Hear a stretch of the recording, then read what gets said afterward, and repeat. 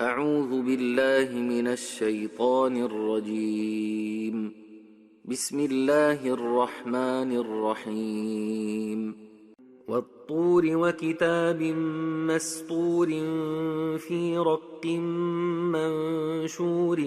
والبيت المعمور والسقف المرفوع والبحر المسجور إن عذاب ربك لواقع ما له من دافع يوم تمور السماء مورا وتسير الجبال سيرا فويل يومئذ للمكذبين الذين هم في خوض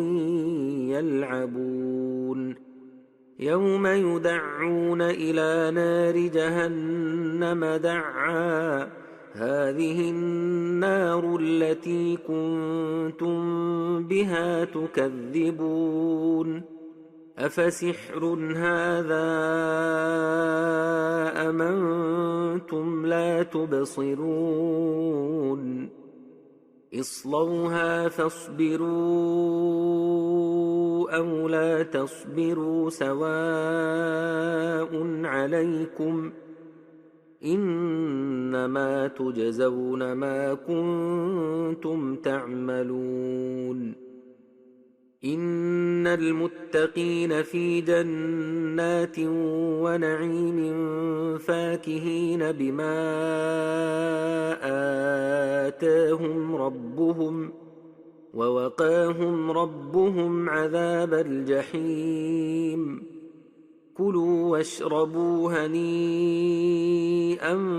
بما كنتم تعملون متكئين على سرر مصفوفة وزوجناهم بحور عين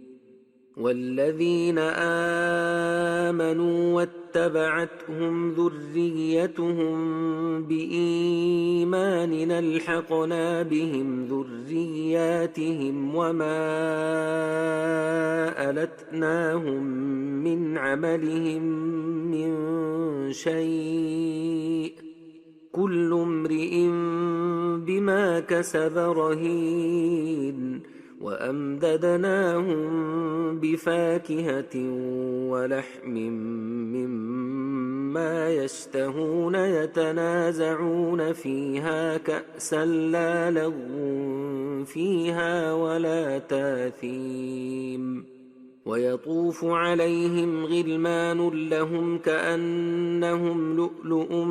مكنون وأقبل بعضهم على بعض يتساءلون قالوا إنا كنا قبل في أهلنا مشفقين فمن الله علينا ووقانا عذاب السموم إنا كنا من قبل ندعوه أنه هو البر الرحيم فذكر فما أنت بنعمة ربك بكاهن ولا مجنون أم يقولون شاعر نتربص به ريب المنون قل تربصوا فإني معكم من المتربصين أم تامرهم أحلامهم بهذا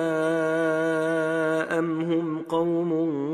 طاغون أم يقولون تقوله بل لا يؤمنون فلياتوا بحديث مثله إن كانوا صادقين أم خلقوا من غير شيء أم هم الخالقون أم خلقوا السماوات والأرض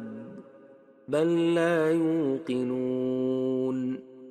أم عندهم خزائن ربك أم هم المسيطرون أم لهم سلم يستمعون فيه فليات مستمعهم بسلطان مبين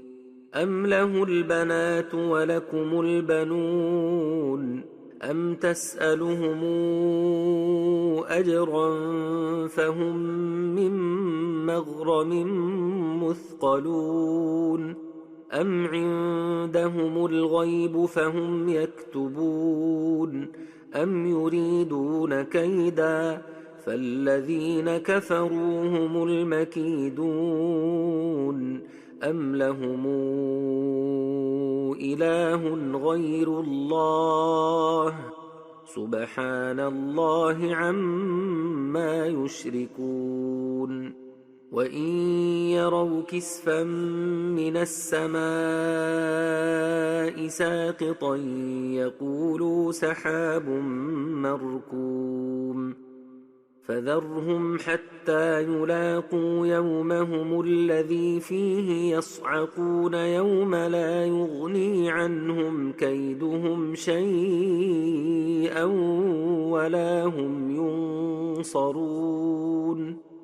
وإن للذين ظلموا عذابا دون ذلك ولكن أكثرهم لا يعلمون واصبر لحكم ربك فإنك بأعيننا وسبح بحمد ربك حين تقوم ومن الليل فسبحه وإدبار النجوم